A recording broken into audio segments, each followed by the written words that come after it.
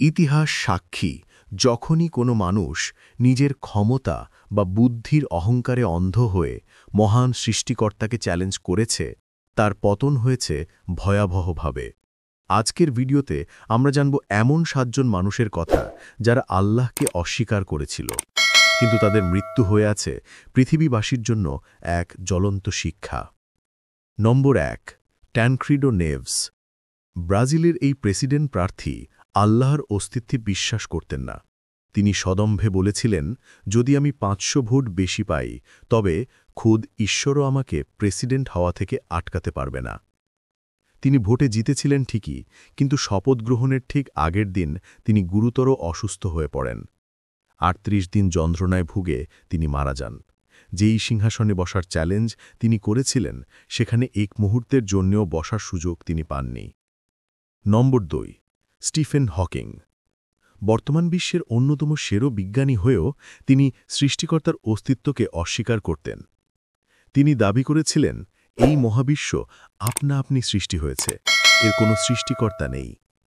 শোনা যায়, মৃত্যুর ঠিক আগ মুহূর্তে তিনি এক কনফারেন্সে ঈশ্বরের অস্তিত্বকে জোরালোভাবে মিথ্যা প্রমাণের চেষ্টা করেছিলেন। ঠিক তার পরদিন সকালে তার মৃত্যু হয়। যেই মস্তিষ্কের অহংকার তিনি করতেন, পুরো জীবন তাকে কাটাতে হয়েছে পঙ্গু হয়ে হুইলচেয়ারে।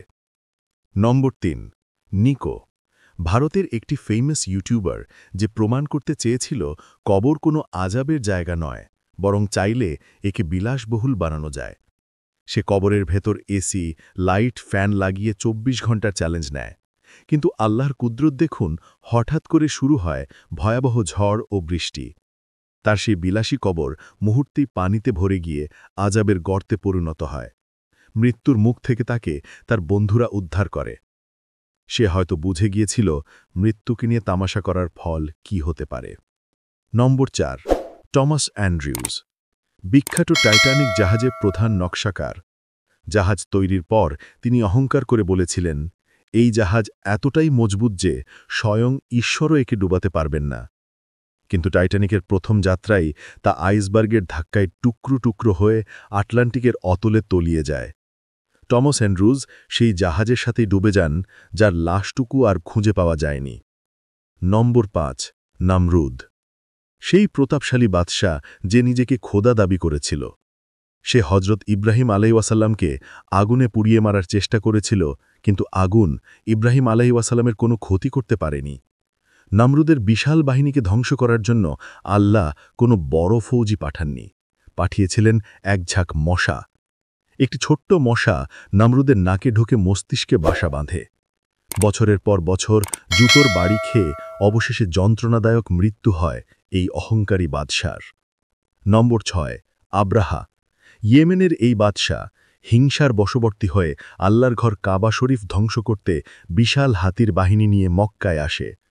তৎকালীন আরবদের আব্রাহাকে থামানোর শক্তি ছিল না, কিন্তু আল্লাহ তার ঘর রক্ষার দায়িত্ব নিজেই নিলেন। তিনি পাঠালেন এক ঝাঁক আবাবিল পাখি। পাখির ঠোঁটে থাকা ছোট্ট ছোট্ট পাথরের আঘাতে আব্রাহার বিশাল বাহিনী ধুলোর মতো মিশে গেল। নম্বর ৭, ফেরাউন। ইতিহাসের সবচেয়ে বড় জালিম, যে নিজেকে রব বা পালনকর্তা দাবি করেছিল। মুসা আলাইহিওয়াসাল্লাম তাকে সত্যের পথে ডাকার পরও সে শোনেনি, উল্টো বনী ইসরায়েলকে হত্যা করতে উদ্যত হয়। আল্লাহ মুসা আলাইহিওয়াসাল্লামের জন্য সমুদ্রের মাঝখানে রাস্তা করে দেন, কিন্তু যখনই ফেরাউন সেই রাস্তায় নামল, সমুদ্রের পানি তাকে গ্রাস করে নিল। তার লাশ আজও মিশরের জাদুঘরে সংরক্ষিত আছে, যা কিয়ামত পর্যন্ত মানুষের জন্য শিক্ষা হয়ে থাকবে।